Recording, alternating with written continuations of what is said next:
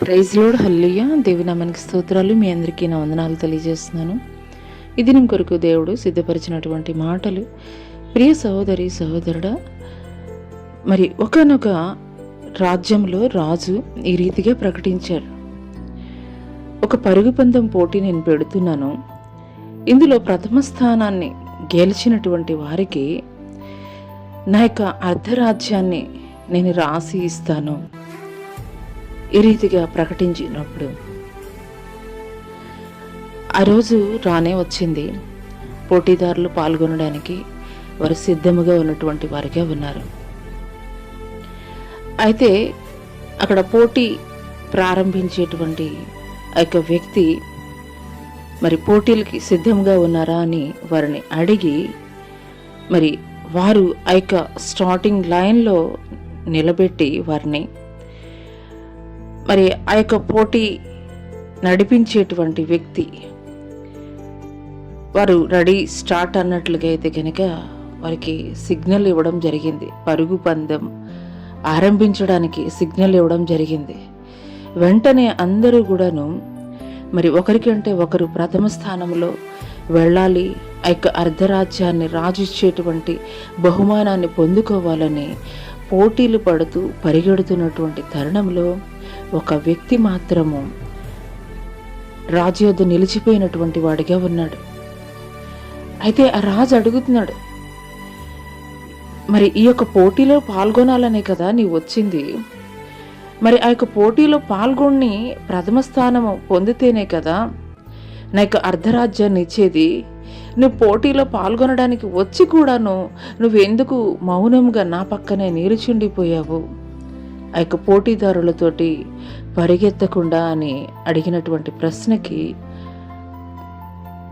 ఆ వ్యక్తి ఇచ్చినటువంటి సమాధానం, అయ్యా, మీరు ఈ పోటీ పెట్టినటువంటి ఈ యొక్క సందర్భంలో నేను పరిగెత్తినట్లయితే, ప్రథమ స్థానం పొందుకున్నట్లయితే కేవలము ఆ యొక్క అర్ధరాజ్యాన్ని మాత్రమే నేను పొందుకునేటువంటి వాడిగా ఉంటాను.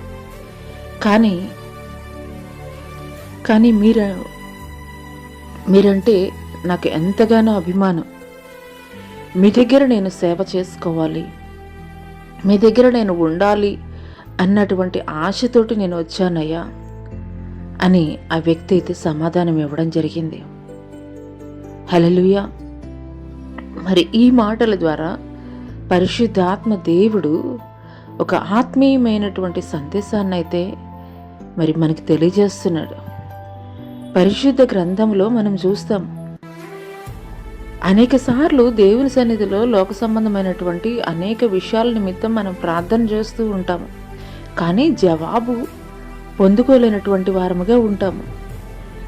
అయితే దేవుడు ఈ యొక్క ఉదయకాల సమయంలో ఈ యొక్క కథ ద్వారా దేవుడు మనకు తెలియజేస్తున్నటువంటి మాట ఏంటంటే, మొదటగా నా నీతిని రాజ్యాన్ని ఎవరైతే వెదుగుతారో అలాంటి వారు ఈ లోక సంబంధమైనవి మీరు అడగకపోయినా కానీ అవన్నీ కూడా మీ వెంటే వస్తాయని దేవుడు తెలియజేశాడు. హల్లెలూయా. ఈ యొక్క కథలో కూడాను మనం చూసింది ఏంటంటే, అనేక మంది పోటీదారులు ఆ యొక్క అర్ధరాజ్యం పొందుకోవడానికి మాత్రమే వచ్చారు.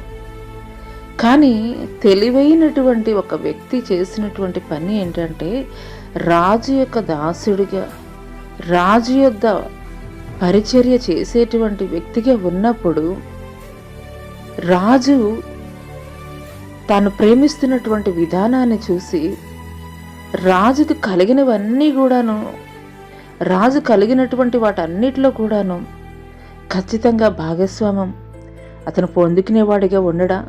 ఖచ్చితంగా ఉంటాడు. అదే రీతిగా మనం ఈ లోక సంబంధమైనటువంటి వాటి విషయం నిమిత్తమే, ప్రవ్వా నాకు అది చేయి, ప్రవ్వా నాకు ఇది చేయి, నాకు అది కావాలి, ఇది కావాలని కేవలము భౌతిక సంబంధమైనటువంటి అవసరతల కొరకు మాత్రమే మనం అడిగేటువంటి వారముగా ఉన్నాము. మరి రాజు వద్ద నిలబడినటువంటి వ్యక్తి చేసినటువంటి తెలివైనటువంటి పని అయితే మనం చెయ్యటం లేదు. అందుకొరకే దేవుడు ఈ లేఖనం ద్వారా మాట్లాడుతున్నారు. మొదట నా నీతిని రాజ్యాన్ని ఎవరైతే వెతుకుతారో అంటే యేసుక్రీస్తు ప్రభుల వారు ఆయన శిలువ మరణం పొందింది కేవలం మన యొక్క భౌతిక అవసరతలు తీర్చడం కొరకు మాత్రమేనా? ఆయన వచ్చింది కేవలం మన రోగాల్ని స్వస్థపరచడం కొరకు మాత్రమేనా అంటే ఖచ్చితంగా కాదనే దేవాది దేవుడు చెప్తాడు. ఎందుకొరకేనంటే నశించి నరకాగ్ని గుండానికి ఏడవబడుతున్నటువంటి మనల్ని ఆయన ఉండేటువంటి నిత్య జీవ రాజ్యంలో చేర్చబడు నిమిత్తమే ఆయన శిలువ మరణం పొందారు. మృత్యుంజయుడిగా 3వ దినాన తిరిగి లేచారు. పరలోకానికి తిరిగి వెళ్ళారు మనకి స్థలము సిద్ధపరచు నిమిత్తం.